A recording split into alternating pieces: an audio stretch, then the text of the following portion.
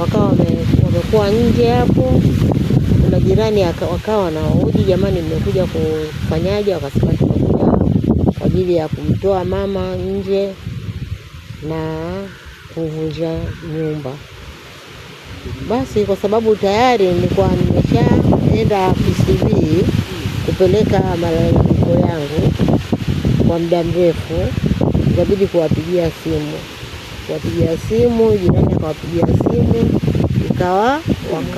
wakawahoji OCD ya katika mahojiano, wakafikia mwafaka kuwa kwa sababu kuna amri ya mahakama, wao hawezi kwenda kinyume na mahakama kwa hatua ilivyofikia. Kwa hiyo inabidi tu vitu vitolewe mpaka hiyo kesho. Mimi kama kulala nje nilala nje hapa kulinda vitu vyangu na mimi mwenyewe. Kesho asubuhi tutatakiwa kwenda kwa TAKUKURU mkoa, mimi niwe pale na huyu wa upande wa pili Zawadi naye awepo pale. Sasa sijui kwa ajili ya mahojiano au ni vipi, ndio itakavyojulikana hiyo kesho. Lakini kwa sasa hivi ndio niko nje na vyombo vyangu viko nje, sijajua usiku mzima huu utakuwaje. Sasa mama, leo yani kwa muonekano huu wewe utalala wapi? Nitalala hapo vyombo vinapolala na mimi nitalala hapo. Manake nikitoka nikuwa vitu vitaibiwa, itabidi nilale nje.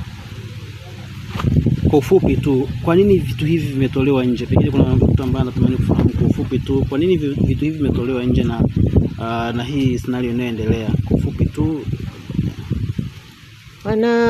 Ni kuwa yeye ni sio anasema nini, ni mshindi kwenye hii kesi. Kwa hiyo anatekeleza ile hukumu ya mwanzo. Mimi nilitolewa vitu nje, ikatokea kuwa majirani wenye hasira kwa sababu wanajua mimi ndo mwenye haki na ndo mwenye eneo hilo miaka yote.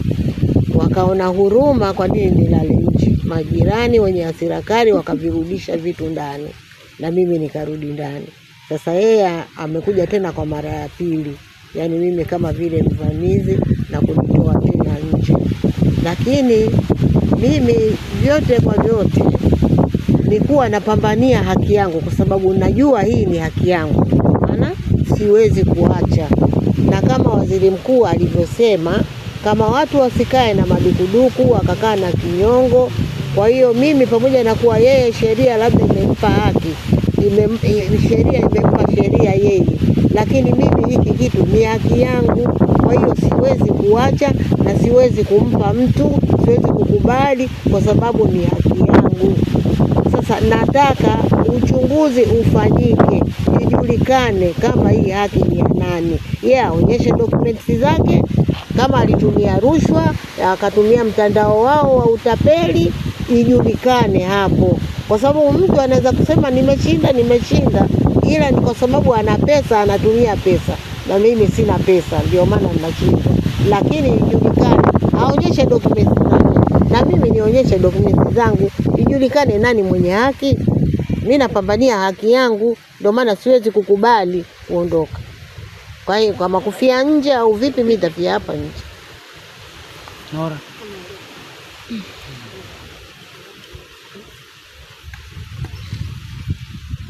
Labda kama una maombi yoyote kwa serikali. Mimi ningeomba hata huyo waziri mkuu, manake nimeona siku zilizopita ameeleza wazi na amefungua milango kwa watu wasikae na madukuduku, wasikae na vinyongo.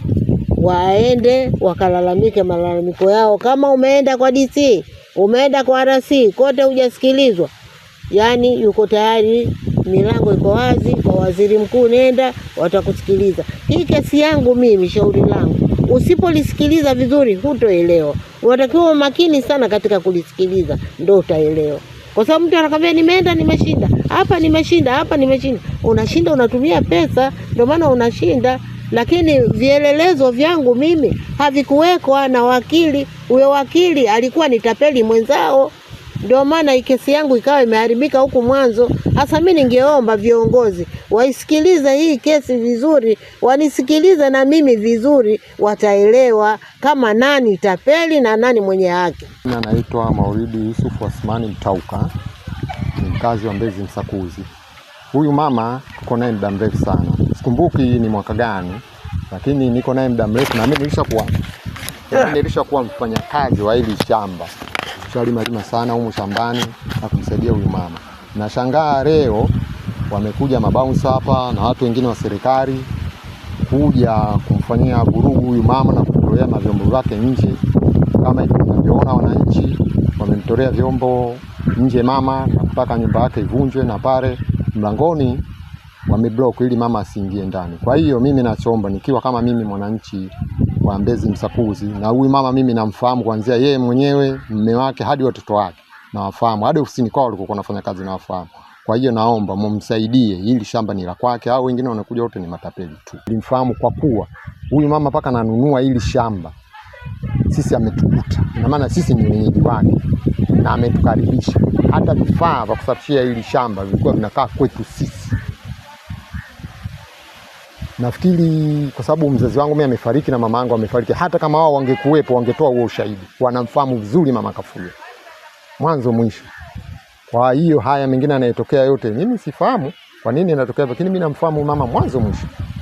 Kwa hiyo naomba ndugu, jamaa, marafiki na serikali yetu ya Jamhuri ya Muungano wa Tanzania mumsaidie huyu mama ili apate haki yake halali. Kampuni yangu inaitwa Nesto Limtaki. Nimekuja kufanya utekelezaji wa amri ya mahakama ya kumuondoa bibi ndani ya nyumba, na nilifanya hivyo mara ya kwanza, na baada ya kumuondoa lakini alirudi ndani ya nyumba, na leo tena tumekuja kwa ajili ya kufanya eviction ya kumtoa tena ndani ya nyumba, kwa sababu alipeleka maombi. Sawa, alipeleka maombi Mahakama Kuu kupinga utekelezaji wa mara ya kwanza. Kwa hiyo Mahakama Kuu imetoa amri, imeifuta ile kesi yake. Tarehe 24 maamuzi yametoka. Sawa bwana, kwamba utekelezaji uendelee, na leo nimekuja kutekeleza. Yes. Sisi hatuvunji nyumba, sisi tumekuja kufanya eviction, ni kumtoa basi. Alafu baada ya hapo kinachoendelea sisi tena haituhusu kinachoendelea, kwa sababu oda yangu mimi ni ya kumtoa ndani ya nyumba basi na kumkabidhi mwenyewe basi. Mimi sio mmiliki halisi wenye ile eneo. Mmiliki ni mama yangu mdogo ambaye anaitwa Paulina Ndunguru. Sasa hivi ni marehemu. Majina yako? Mimi naitwa Zawadi James Mlimila. Sawa Kwa hiyo mama yangu alinunua ile eneo kwa mzee Mpenda Kura ekari 5.5. Na mzee Mpenda Kura alikuwa na ekari 8.5. Ekari 2 zilikuwa za mjomba wake anaitwa Sebastiani. Wakauza ekari 5.5 kwa Ali Kafuye, ambaye Pili Kafuye ni mke ambaye yuko hapa sasa hivi. Lakini ile eneo upande ule wa kusini, kama unakuwa kwenye zile nyumba kule, kwenye zile nyumba kule, lilikuwa la mume wake wa Pili Kafuye. Hizi eka 5.5 zilikuwa eka 3.5 Mpenda Kula, eka 2 ni Sebastiani, zikachanganywa kuwa eka 5.5. Eneo liliuzwa kwa mama yangu mwaka 1989. Wakati wanauziana mama na huyo Mpenda Kula na huyo Seba, mama ndio alikuwepo na mume wake huyu mama. Na mipaka iliponda kule Masanzu yale, ilikuwa Masanzu na Katani. Kwamba huku ni kwa mama, kule ni kwa nani? Kwa Ali Kafuye, ambaye mume wake na nani? Na huyo mama. Na wakaenda kwa mahakamani, wakagawana watoto wote 5, ikabaki robo. Sawa? Wale watoto kule kote kule ukienda mpaka kwa ardhi tumeangalia mchoro kila kitu. Wale watoto wameuza. Walikouza watoto 2 tu ndio wamepima, wana hati kule, lakini sio hapa. Sawa? Hapa wanasema kuna mawe, si kumfanyaje yale mawe hapa, lakini kwenye mchoro mawe yale hayana jina. Tumefuatilia mpaka ardhi sisi. Kuna jina moja limetoka, wale kwanza Kigamboni, kiwanja kimoja kimeingizwa huku. Ipo kabisa lamani. Sawa unachozungumza? Kwa hiyo mama anasema kuna mawe alipanda, amepanda nini? Sawa mama amepanda, lakini sio eneo hili. Eneo hili kuna baadhi ya kiwanja kinasoma Kigamboni. Tumeangalia kwenye ardhi kwenye mfumo. Baada yeye kwenda kwa Atu, mimi nikaenda mpaka kwa Atu, tukaenda kwa msajili wa lamani wa Atu, tukaangalia, tukaanza kuingiza mama kwenye system, ikaonyesha hakuna jina pale. Kwenye jina ni kule ambako watu waliowauzia, baadhi ya watu katika watu wote wale watu 2 tu ndio wana hati eneo la kule. Sawa? Kwa mimi ninachofahamu mpaka nimeendesha kazi mpaka kufikia hapa leo kama msimamizi wa mirathi.